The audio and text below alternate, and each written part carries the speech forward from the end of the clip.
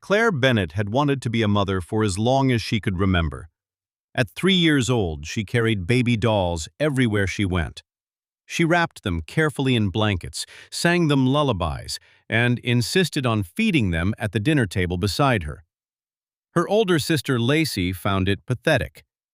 "You're weird," Lacey would sneer, snatching dolls away just to toss them across the room. Claire would cry. Their parents would sigh. "Lacey, stop teasing your sister." But they never truly stopped her. That became the rhythm of Claire's childhood. Lacey mocked, Claire endured. Their parents minimized it. Lacey was beautiful in a sharp, intimidating way. Blonde, dramatic, magnetic. She thrived on attention and seemed irritated whenever someone else received it. Claire, meanwhile, was warm where Lacey was cold, gentle where Lacey was cutting. And somehow that kindness made Lacey resent her even more. Claire met Raymond Mercer during her sophomore year of college in an introductory psychology course. He sat beside her the first day because every other seat was taken. By the end of class, they were laughing together. By the end of the semester, they were inseparable. Raymond loved the softness in Claire that others overlooked. He admired how deeply she cared about people, how she remembered little details, how she made everyone around her feel safe. "You're the kindest person I've ever met," he told her one snowy evening while they studied together in the library. Claire smiled shyly. No one had ever said something like that to her before. 2 years later, Raymond proposed beside the lake where they had shared their first kiss. Claire cried before she could even answer. "Yes," she whispered. Their wedding was beautiful, and for a while, life felt almost impossibly perfect. 3 years into their marriage, Claire stood trembling in their bathroom holding a positive pregnancy test. "Raymond," she whispered. He rushed in, half awake, confused. Then he saw the test. For a moment, neither spoke.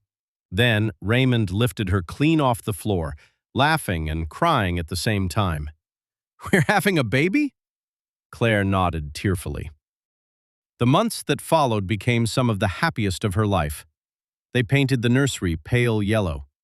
Raymond talked to the baby every night. Claire folded tiny clothes with reverence. Even her parents seemed excited. Everyone did. Everyone except Lacey. When Claire announced the pregnancy at dinner, Lacey's smile looked forced.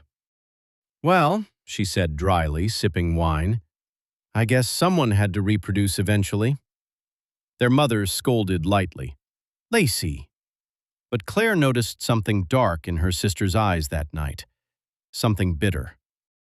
The baby shower took place in early spring at their parents' house. Soft pink decorations filled the backyard. Tiny cupcakes, balloons, games. Claire sat glowing in a cream-colored dress while guests gathered around her opening gifts. For the first time in her life, she felt fully seen, loved, celebrated. Then Lacey stood up. Claire noticed immediately that her sister looked unusually calm. Too calm. Lacey lifted her champagne glass lightly. "I actually have an announcement too." The room quieted. Lacey smiled slowly. "I'm pregnant." Gasps and excited murmurs rippled through the guests. Claire blinked in surprise. Then Lacey delivered the words that destroyed everything. "And the father," she said, staring directly at Claire, "is Raymond." The room froze. Claire felt the blood drain from her face. Someone dropped a fork. Their mother whispered, "Lacey." But Lacey continued mercilessly. "We didn't mean for it to happen," she said with fake sadness. "But I couldn't lie anymore." Claire slowly turned toward her husband. Raymond looked horrified. "What?" he breathed. "You heard me." "That's insane." But now people were staring, whispering. Claire's heart hammered violently. "No," she whispered. "No." Lacey crossed her arms. "Tell her the truth." Raymond stood abruptly. "There is no truth because nothing ever happened." But chaos had already exploded. Guests murmured openly now. Claire's mother cried. Her father shouted at everyone to calm down. Claire couldn't breathe. The happiest day of her life had become public humiliation. And once again, Lacey stood at the center of it. That night, Claire sat curled on the bathroom floor while Raymond pleaded through the door. "Claire, please open this door." Tears streamed down her face. "Did you sleep with her?" "No." "Then why would she say that?" "I don't know." But doubt had already entered the room, and doubt was poison. Over the next several months, Raymond denied the accusation repeatedly, firmly, consistently. He never changed his story. But Lacey refused to back down. She claimed they had secretly met several times. Claimed guilt finally forced her confession. Their parents tried desperately to hold the family together, but Claire felt shattered. Every kick from her baby became tied to anxiety and heartbreak.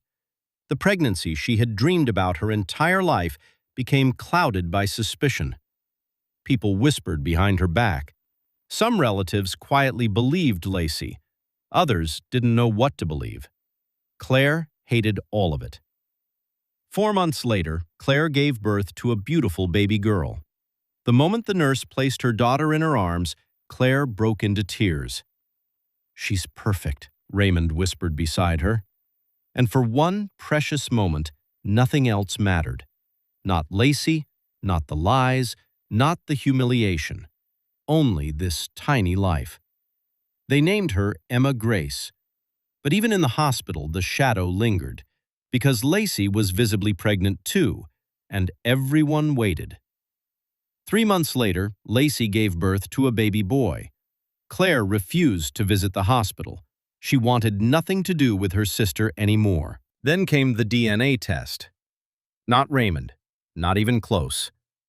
The father turned out to be a man Lacey met during a weekend trip months earlier, a man who wanted nothing to do with her after learning she was pregnant. Cornered by embarrassment and jealousy, Lacey had done the cruelest thing she could imagine. She tried to destroy Claire's marriage, destroy her pregnancy, destroy her happiness, all because she envied it. When Claire's mother called with the truth, Claire sat silently for a long time. Then she laughed once, not happily, brokenly, because deep down, she had known. Raymond had told the truth all along, and yet the damage remained. Lacey came to their house a week later, crying hysterically. "I made a mistake," she sobbed. "I was jealous. You had everything, and I hated it." Claire stared at her through the doorway while holding baby Emma. Their parents stood nearby, urging forgiveness. "She's your sister," her mother pleaded. "Families work through things." Claire looked at them in disbelief. The same words, the same excuses, just like childhood, just like always. Lacey cried harder. "Please don't hate me." Claire finally spoke. "You didn't just lie."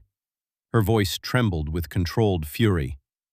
"You took the happiest moment of my life and poisoned it." Lacey looked down. "You made me question my husband while I was carrying my child." Tears streamed down Claire's face now. "You robbed me of joy I can never get back." Silence filled the room. Their mother whispered, "Claire." But Claire shook her head. "No." Then she looked directly at Lacey. "I will never forgive you for this." The words landed like stones. And for the first time in her life, Lacey had no cruel response ready. Because finally, she understood the full weight of what she had done. Claire slowly closed the door. Not angrily, not dramatically, simply finally. And on the other side of that door, holding her daughter close, Claire made herself a promise. The cycle of cruelty ended with her. If you enjoyed this short story, please subscribe to our channel. Thank you.